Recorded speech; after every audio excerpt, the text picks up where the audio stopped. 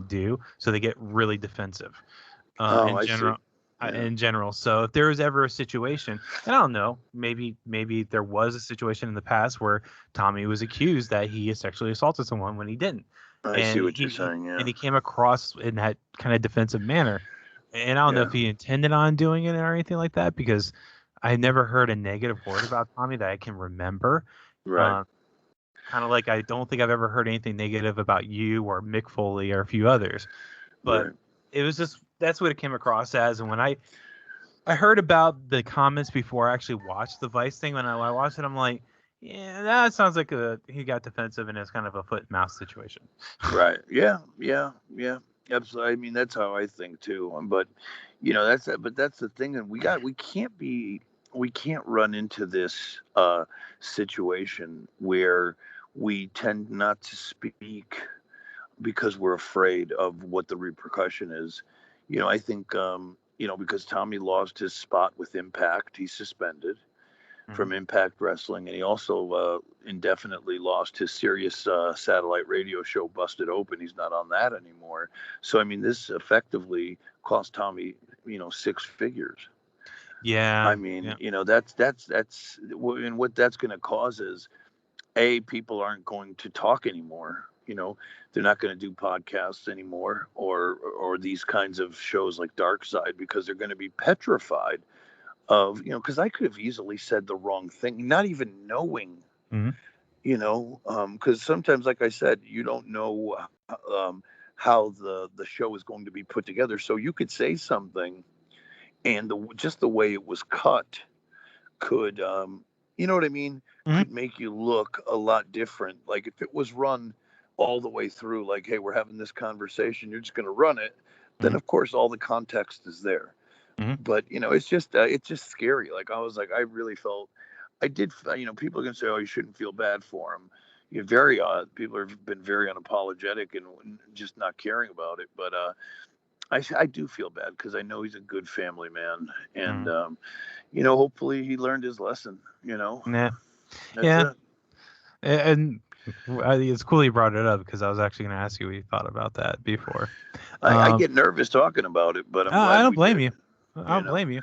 I don't want to get canceled, for saying something, that might be, weird or something. I don't know. Yeah, and kind of like what you said, a lot of people being afraid, and unfortunately, because of things that happened to me in August, I kind of lost that whole thing. Like, I'm just not gonna let the weight carry on me anymore, kind of thing. Sure. Yeah. I mean, if you could do that, absolutely. Nor should you. Look, if you're a good person, I think at the end of the day, it all comes together for you. I just wish that this didn't happen to this poor woman. Yeah, It didn't need to happen.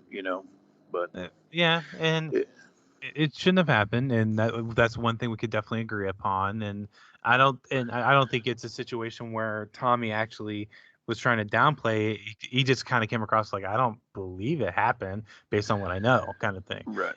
And right. It is what it is. Right. Exactly. With Punk and going back to the show with Punk and Allen, though, in my opinion, Punk, even though he won, he kind of had to. This made Darby Allin look really good. I think so too. He's one of the few people that looked good in defeat on this pay-per-view. I think it didn't hurt him at all. I think he won as far as being able to hang with CM Punk, a former world heavyweight champion, one of the best, no pun intended, not just to catchphrase it, but one of the best in the world, one of the biggest stars in the world of pro wrestling, at least of the fight world. Right. So, he hung in there and put on a great effort. Punk sold for him. It was a hell of a match. And what I enjoyed is it was, and I know a lot of fans may not enjoy it, but I like it when the wrestlers of today will get in there and wrestle a guy like Punk, who's from my school, because that was Punk's first match in the WWE, if you remember. Yeah, you told me. And, we wrestle very much a similar thing where, kind of old school, not old school, like we do new school stuff, but we keep the pace of telling a story and we slow it down. And it's always nice to see a new school guy blend his style with an old school guy, because it ends up being a good match, and compelling, because it's something a bit different than we get every week. Even though Darby Allin didn't fly around as much, still it was compelling, and he had to kind of work Punk's style a bit, but nonetheless, he did a great job, and I loved seeing it. Yeah, same here. One little caveat I'm gonna kind of mention: it was weird seeing Punk in pants. That's the only thing that was kind of weird about the match. I have a prediction. What's that? For this weekend, or no, not this weekend, but for Punk's next match, whenever that may be. I don't know if it's at the I pay per can't. view. I think it's when I can't remember if it's Wednesday or Friday, but Wednesday. I think he has an interview. Or no, yeah, wait. it is. I think you're right. I think he does have a promo on Wednesday. Then he faces Hobbs on Friday. Okay, but I saw him on Twitter Do the do poll. do a survey of if he's going to go with long pants or short pants. Right. And the majority of fans said short pants. So we may be seeing the trunk version, so to speak, of CM Punk going back to the shorter wrestling attire. So Did you vote on that?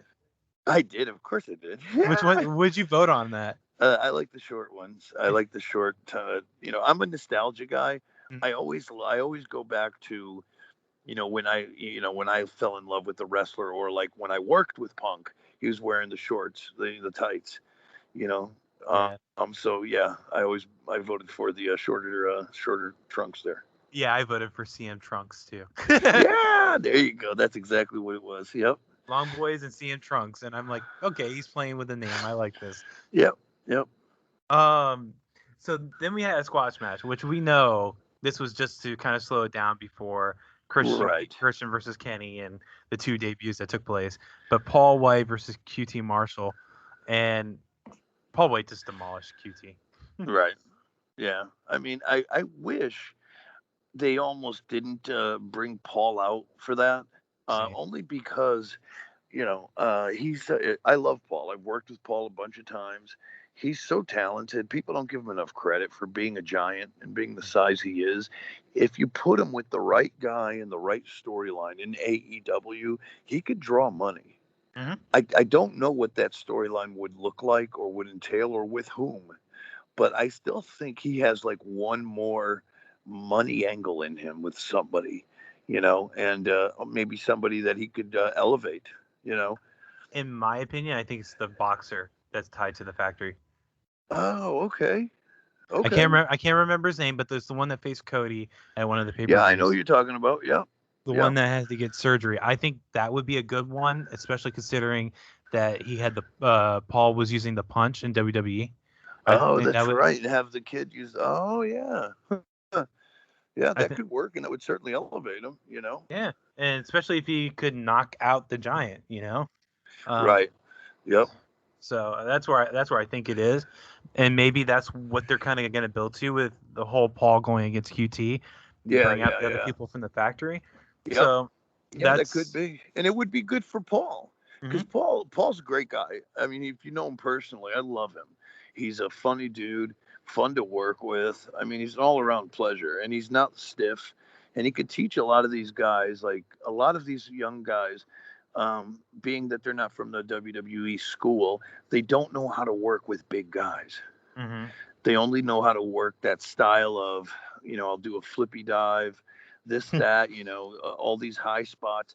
But when you work with a guy like Paul, I mean, it's so different, but it doesn't mean it can't be good. Right. You just have to work around him and do your spots around him. It doesn't mean don't do a flip. Mm-hmm. Just when you do the flip, he might catch you and do something, mm-hmm. Or you could rock him a bunch of times, have him almost take a bump, and then finally, you do your big move and he goes down that one time.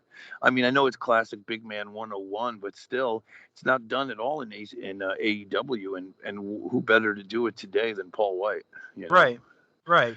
And Paul, I remember him as the Giant in WCW, and he did some stuff that big guys didn't really do.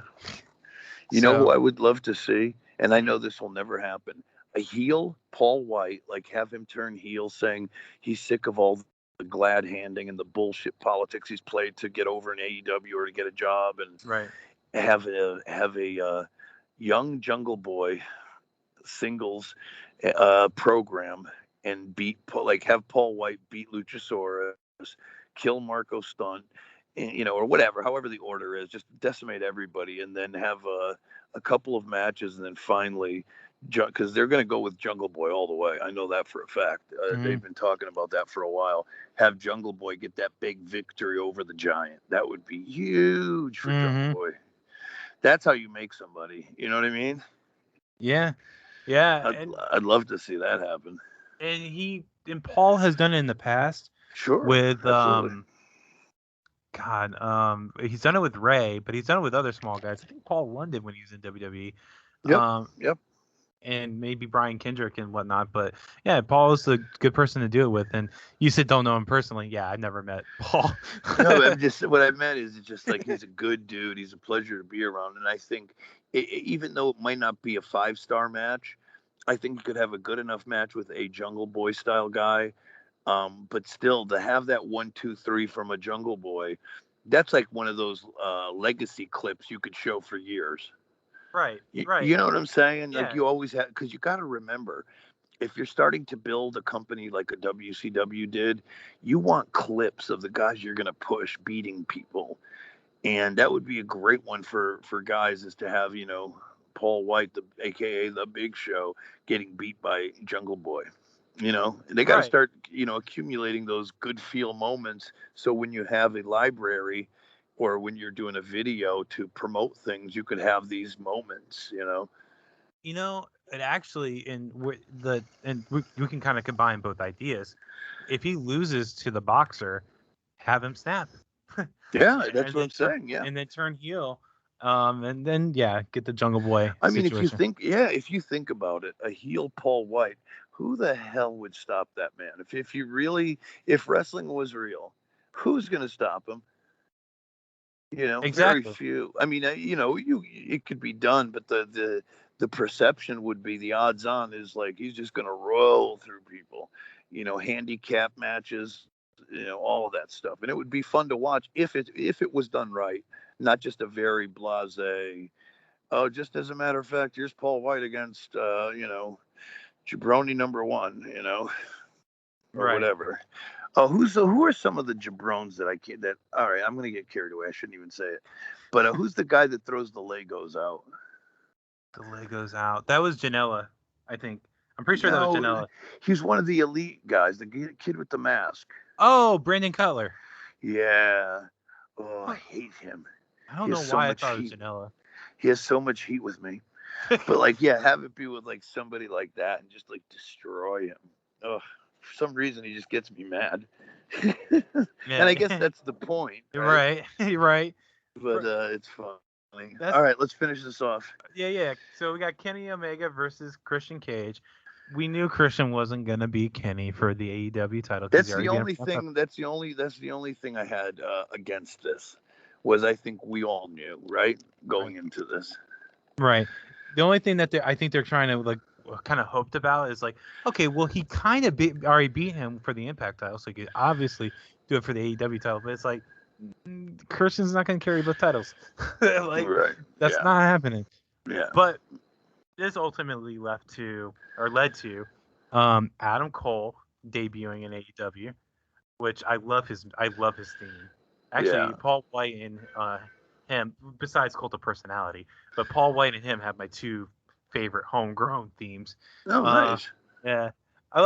Paul White's, I don't know what it is. It's just a good song. But and then we got Bryan Danielson. Wow. It's crazy to think in 2021 in a company other than WWE, you got CM Punk, Bryan Danielson, Daniel Bryan, and Adam Cole. Yeah, it is crazy.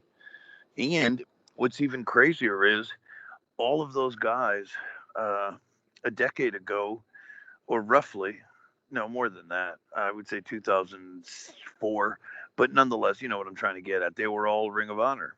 Mm-hmm. Right. So this is a Ring of Honor reunion, and it just goes to show you how much how ahead of everything Ring of Honor was with Hmm. all the guys, even with the Kevin Owens and Sammys and all those guys, and how amazing Ring